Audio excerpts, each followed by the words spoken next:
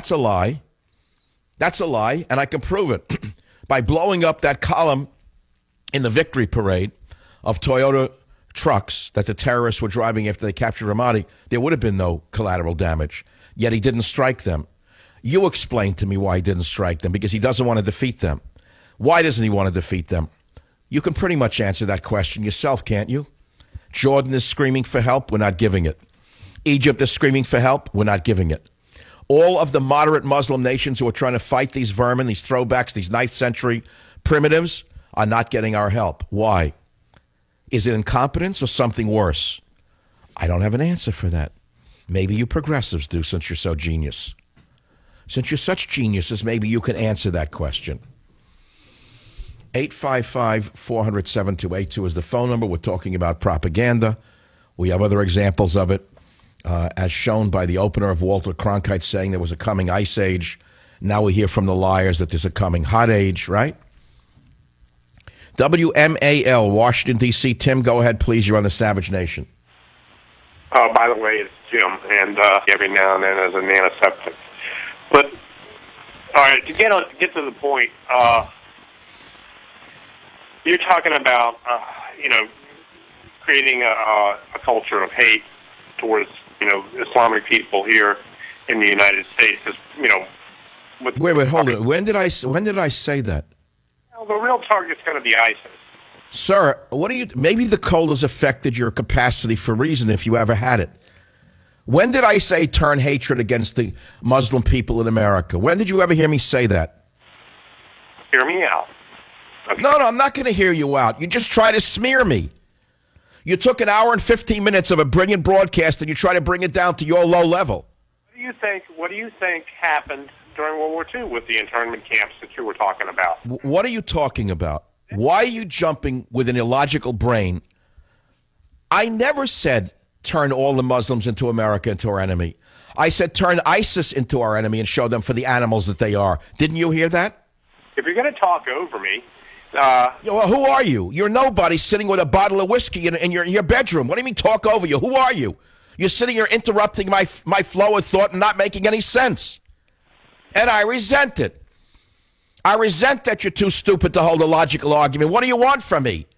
Listen to you just because you're pontificating? My dog passing gas sounds more intelligent. Yeah. Get off my airwaves. No, I said use propaganda to smear ISIS. That's what I said. I spent 75 minutes saying that. And this dolt there with his bottle of whiskey says I say smear Arabs. Again, trying to back me into a corner. Then in his broken mind, he says, well, don't you think by smearing the Japanese in World War II that led to the internment camps? No, that's not what led to the internment camps, by the way. If you want the details on that, I'll give it to you in 60 seconds or less.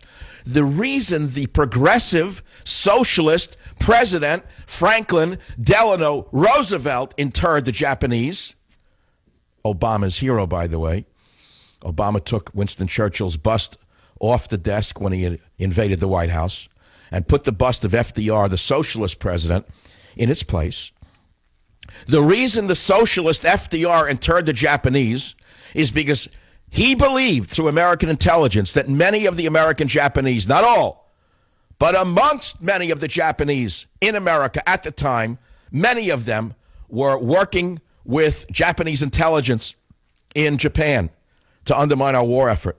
And he was willing to inter the entire population to catch the bad ones.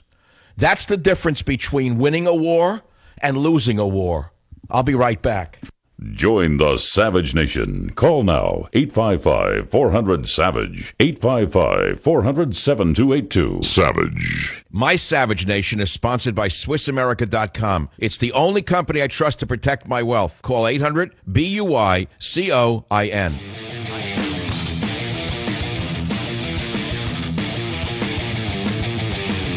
So you talk about propaganda. There's an article on my site, michaelsavage.com, from Progressives Today, where you see people marching with signs, Black Lives Matter.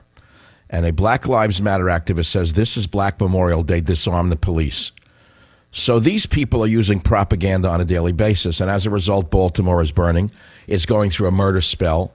The police are unable to do their job. The black people are afraid to come out of their projects or their houses because of the thugs in the streets unleashed by the black leaders of Baltimore and by the outside agitators like Barack Obama and the others who came in there to identify with the thugs. And so they got what they deserved, in other words. Now they want the police to come and defend them from the thugs while there's a murder epidemic. They're using propaganda against the police, so, what goes around comes around. And the next article on my website is a picture of Donald Duck with an army hat. Remember the iconic cartoon character Donald Duck. And I ask the question, why don't we have anti-ISIS propaganda? Because Donald Duck took on the Japanese in World War II. Who's taking on ISIS during World War III? I don't know. Are there any cartoonists in Hollywood who can show the Arab enemy for what he is? Okay, we'll define it, the Arab and ISIS. We know all the others love us. We know all the other Muslims on earth love our way of life. They love America so much. That's why about, 60% of them support ISIS in the latest poll everywhere on earth. 41 Muslims from the U.S. have tried to join ISIS in 2015. Why? Because they're winning the propaganda war. Because scarcely do you ever see or read anything about what they're actually doing to innocents, ever. And so, again, I got to go back to my main point, hit it over and over again. We need propaganda to win the war, and why conservatives in America are losing. Not only are we losing the war against progressives, because they have the propaganda machine, they own the whole thing, they own it lock, stock, and barrel, but there are almost no conservative intellectuals that I know of.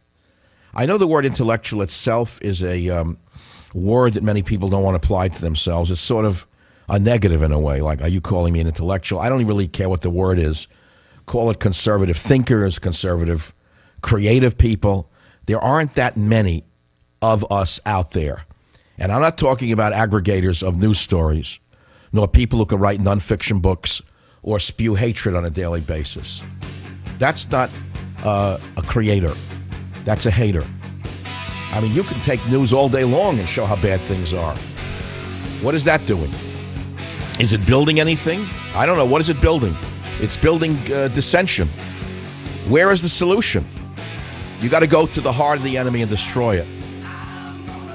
We need propaganda. We need it now. Harvey Weinstein, are you listening? Do the right thing, boy chick.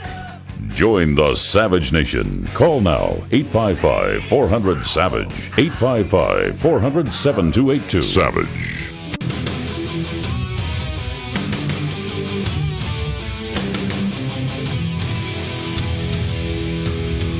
Back from the sickbed on the Savage Nation, and I'm talking about maligning the enemy through propaganda, how it was used in World War II to defeat the Japanese and the Germans, and how it's not being used to defeat the fanatical Muslims in ISIS and Al-Qaeda. And on a less dramatic front, why we're not using propaganda to defeat our progressive enemies in this country, I don't know. That's what I'm talking about. And I want to just segue for a minute and take a little break. If my voice is a little less powerful than it normally is, it's because I'm suffering through a flu like I can't believe. Where I got it from, I don't know. Could have been from a shopping cart. It could have been from one of our wonderful illegal alien workers who are in every restaurant. Lavos, Los Manos, and all that stuff that they don't look at. That kind of thing. No health laws anymore, no health codes, nothing. Zero. So God knows where I picked it up, because I live a kind of David the Bubble Boy life. I'm very isolated. And I'm pretty healthy, and I take a lot of nutrients, and I've used every known technique of alternative medicine to fight this one off. And so far, it's okay. I mean, the strep throat developed from the flu, and I had to take amoxicillin, thank God, to get that under control. I couldn't swallow Saturday and Sunday. So I got that under control. But my energy is going right now. I can feel it. I'm 90 minutes into the show. I love the show. I'm so glad I got out of the bed to do this show, because I was dying to talk about maligning the enemy. And I hope you can appreciate that the words matter as well as the delivery. And if you read the narrative of this show in words alone, it would be worth an investment of your time. And, oh, God, you're doing a show like this. There's so many other things going on in your life at the same time. that you try to control and you can't control, that enter your consciousness, and you try to preserve your energy before a show. Like, I don't take calls from the few people on earth who call me. I had my assistant call him back and say he can't talk, blah, blah, blah, and stuff like that. Then my poor assistant went shopping for me. You got to hear this story. You're not going to believe it. I'll get back to the maligning the enemy. He shops for me in the mornings. He goes to Whole Foods. You think it's better, don't you? He goes to Whole Foods. Oh, yeah, that's clean stuff. Why, that's better than Safeway. He goes to Whole Foods. He brings me sliced turkey from the bird. My dog likes it. I like it. I opened the package before the show. It smelled like fecal matter. I jumped back. I knew it wasn't because I was sick, because when you're sick, you can't smell as well. I almost fainted. I got a migraine from it. It smelled like someone had taken a you-know-what in a container and sent it over as a joke. I swear to God. This was from the Whole Foods in San Rafael, California. Now, I'm one of these guys, I get so pissed off at little things, I never let go. I wrapped it up. I made him take it back. You know what the manager says? Oh, I'm sorry. He gives him his money back. I said, that's what you got out of him? What is everyone on the West Coast unable to complain about anything properly? No, see, the people on the West Coast have no taste. I got to tell you that. This is something you don't know. They don't know food.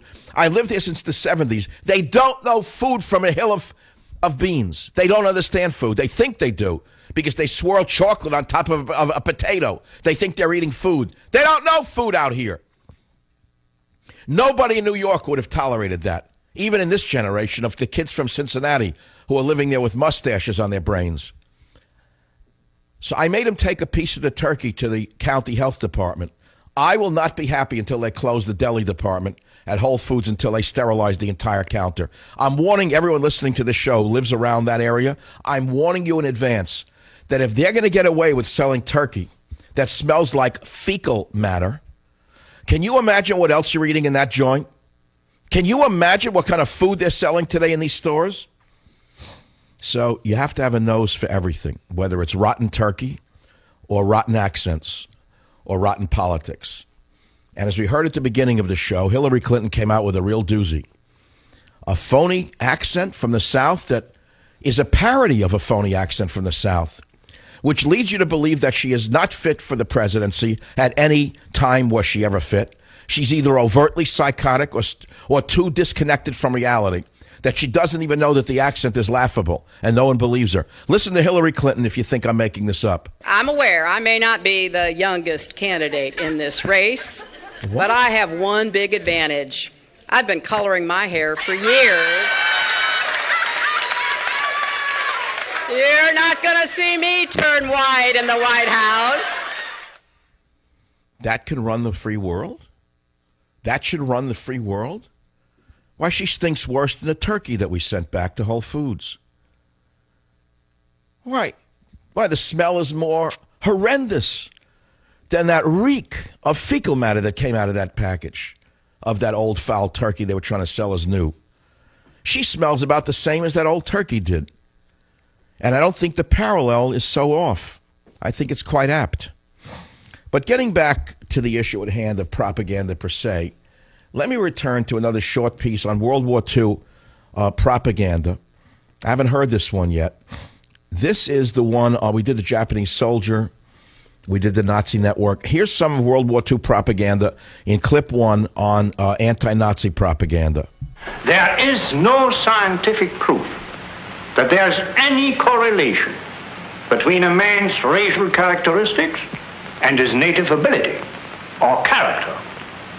In all racial groups, we find the same range of potentialities. We find idiots and geniuses. We find criminals and philanthropists. We must judge each man as an individual and not by the color of his skin or his eyes or by the length of his nose.